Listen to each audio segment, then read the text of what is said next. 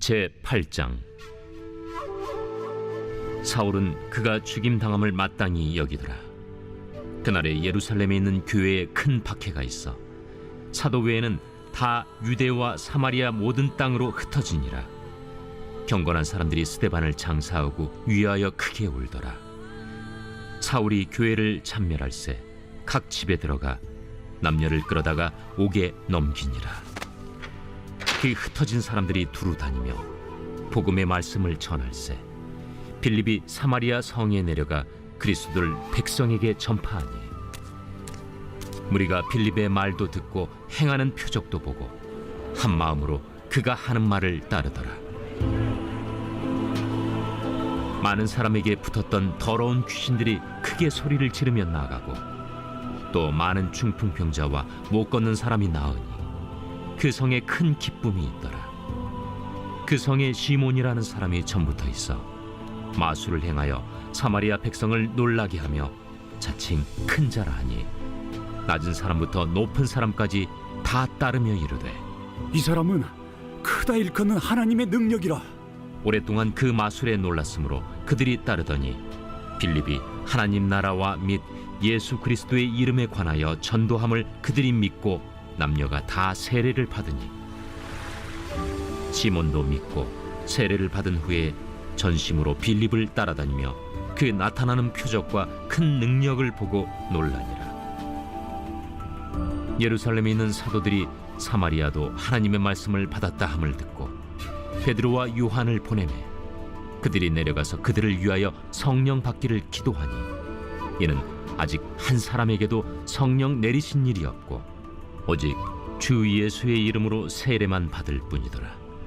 이에 두 사도가 그들에게 안수하며 성령을 받는지라.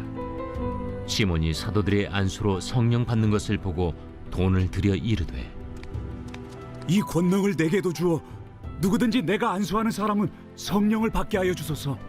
베드로가 이르되 내가 하나님의 선물을 돈 주고 살 줄로 생각하였으니 내 은과 내가 함께 망할지어다. 하나님 앞에서 내 마음이 바르지 못하니 이 도에는 내가 관계도 없고 분깃될 것도 없느니라. 그러므로 너희 약함을 회개하고 주께 기도하라. 혹 마음에 품은 것을 사하여 주시리라. 내가 보니 너는 악독이 가득하며 불의에 매인 바 되었도다. 나를 위하여 주께 기도하여 말한 것이 하나도 내게 임하지 않게 하소서. 두 사도가 주의 말씀을 증언하여 말한 후 예루살렘으로 돌아갈새 사마리아인의 여러 마을에서 복음을 전하니라.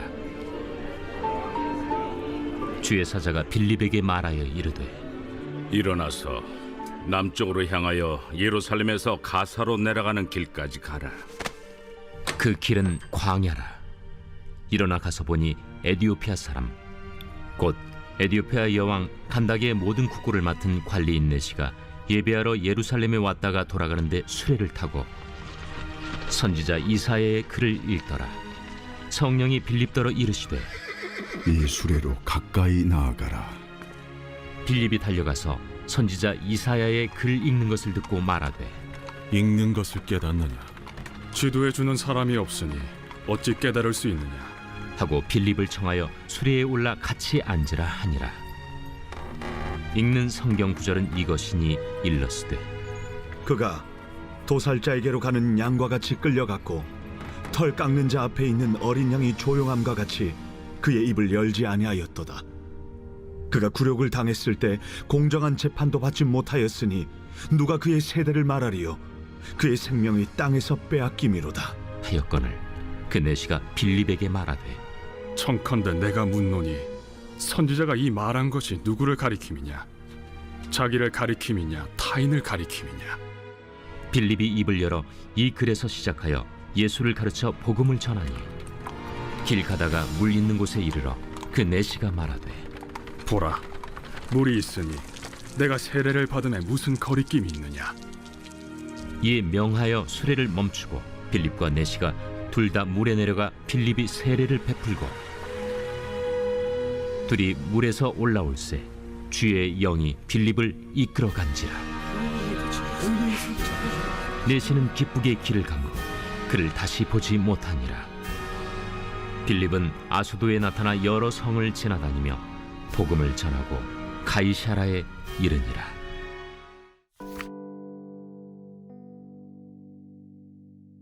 스데반의 순교 이후에 교회에 대한 박해가 본격적으로 시작되었습니다. 사울이라는 청년을 중심으로 유대 종교 지도자들이 성도들을 잡아 옥에 가두는 일에 열을 올립니다. 이것을 계기로 예루살렘 교회는 유대와 사마리아 모든 땅으로 흩어지게 됩니다. 여러분, 이것이 겉으로 보기에는 교회 위기 같지요.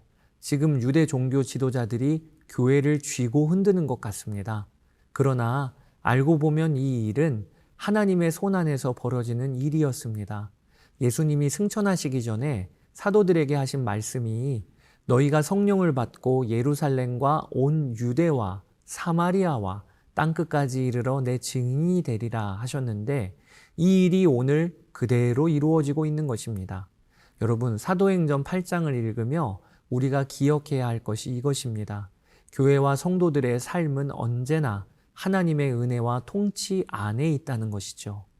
말할 수 없는 고난과 고통 중에라도 하나님의 은혜가 걷어진 순간은 한순간도 없으며 하나님의 통치를 벗어난 적도 없음을 압시다.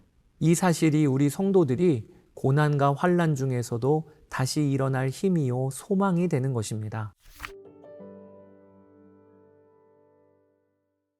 이어지는 사도행전 8장은 빌립의 전도 여행에 관한 내용입니다.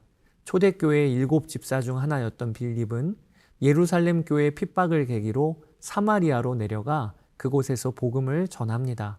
평소 같았으면 빌립도 사마리아에서 복음을 전할 것은 생각하지도 않았을 거예요.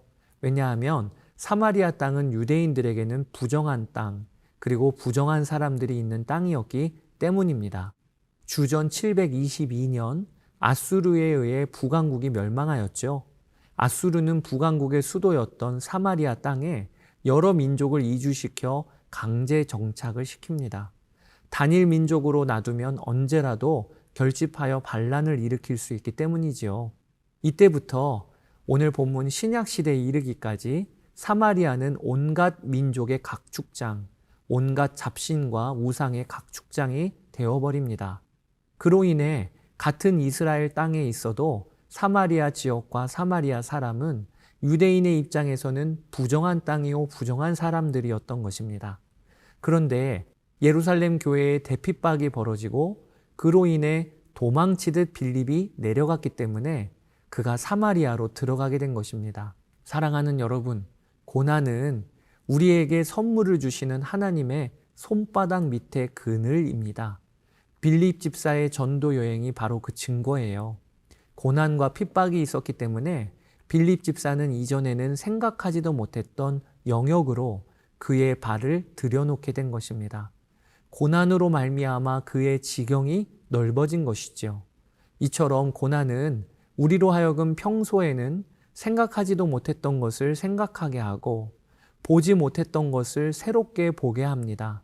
시편 기자의 고백이 오늘 생각이 나요. 시편 119편 71절에 고난당한 것이 내게 유익이라 이로 말미암아 내가 주의 율례들을 배우게 되었나이다. 사마리아 성에서 빌립의 전도 사역은 매우 큰 열매를 맺습니다. 그는 복음을 전했고 많은 귀신을 쫓아냈으며 중풍병자와 못 걷는 사람을 고쳤습니다. 그로 인해 사마리아 성에 큰 기쁨이 있었다라고 표현될 정도로 성 전체의 분위기가 바뀌는 역사가 일어납니다. 많은 사람이 복음을 듣고 일어나는 표적을 보며 예수 그리스도를 믿기로 결심합니다. 그리고 빌립은 그들에게 세례를 베풉니다. 그 중에는 마술사 시몬이라는 사람도 있었는데 그는 사마리아 성에서 꽤나 영향력을 끼치고 있었던 인물이었습니다. 사마리아에 주의 복음이 전파되고 있다는 소식을 들은 예루살렘 교회는 베드로와 요한 사도를 보냅니다. 그리고 두 사도의 안수 사역으로 성령님이 사마리아 성도들에게 임하십니다. 이것은 예루살렘 교회 성도들에게 그리고 무엇보다 베드로와 요한 사도에게 적잖은 충격이 되었을 것입니다. 성령님께서 사마리아 사람들에게도 오시다니. 그들은 평생 유대인으로 살던 사람들이었기 때문에 유대인만 하나님의 백성이란 생각이 견고하게 자리를 잡았던 자들이에요. 그런데 하나님은 그들의 생각의 틀을 벗어난 일을 이루고 계신 것입니다. 사도들이 안수하여 성령님이 임하실 때 마술사 시몬이 그걸 유심히 보고 있다가 돈을 드릴 테니 그 권능을 내게도 주십시오 라고 요청합니다. 그는 복음도 듣고 세례도 받은 사람이었어요. 그런데 성령님이 임하시는 역사를 보고는 그의 본색이 드러난 것입니다. 내가 빌립 그리고 저 사도들처럼 권능을 행하여 사람들의 주목을 받는 자가 되고 싶다라고 그가 마음에 품었던 거지요. 베드로가 그를 엄히 꾸짖습니다. 내 마음에 악독이 가득하구나. 내가 은과 함께 망할 것이다. 그러므로 너의 악함을 회개하고 하나님께 기도하라. 그때 시몬이 요청합니다. 나를 위하여 주께 기도하여 말한 것이 하나도 내게 임하지 않게 하소서. 여러분, 이 마술사 시몬의 대답을 보세요. 여전히 그는 문제의 핵심을 정확히 파악하지 못하고 있어요. 베드로가 그를 꾸짖었던 것은 마음의 문제였어요. 내 마음의 주인은 누구냐? 너를 사로잡고 있는 것은 누구냐? 여전히 너가 너의 삶의 주인인 것을 회개하라 라고 하는 것이 베드로의 요청이었는데 시몬의 대답은요, 하나도 바뀐 게 없어요. 나를 위하여 당신이 말한 것이 하나도 내게 임하지 않게 기도해 주소서. 그러니까 이 마술사 시몬은 여전히 그의 중심에는 내가 있는 것입니다. 여러분, 성경은 사마리아 전도 여행 중에 왜 시몬이란 사람을 등장시키는 것일까요? 이것은 우리에게 주시려는 말씀이 있기 때문에 그렇습니다. 복음을 듣고 세례를 받았음에도 여전히 내 삶의 중심은 나인 사람들이 있다는 것입니다. 하나님을 왕으로 모시는 것이 아니라 내 돈벌이 수단, 내 안위의 수단으로 하나님을 이용하려는 자가 있다는 것입니다. 오늘 말씀은 그것을 회개하라고 하시는 거예요.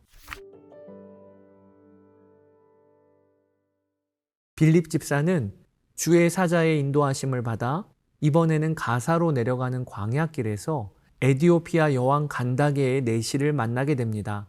내시는 예루살렘에 예배하러 왔고 이사야 선지자의 글을 읽고 있었는데 마침 그가 읽고 있었던 부분이 이사야 53장 메시아에 대한 예언장이었습니다. 성령에 이끌려서 수레에 함께 올라탄 빌립은 내시에게 그 예언된 분이 바로 예수님이심을 전합니다. 그리고 그에게 세례를 베풀지요. 자, 여기까지 사도행전 8장 읽어보시고 또 은혜 누리시게 되기를 바랍니다. 감사합니다.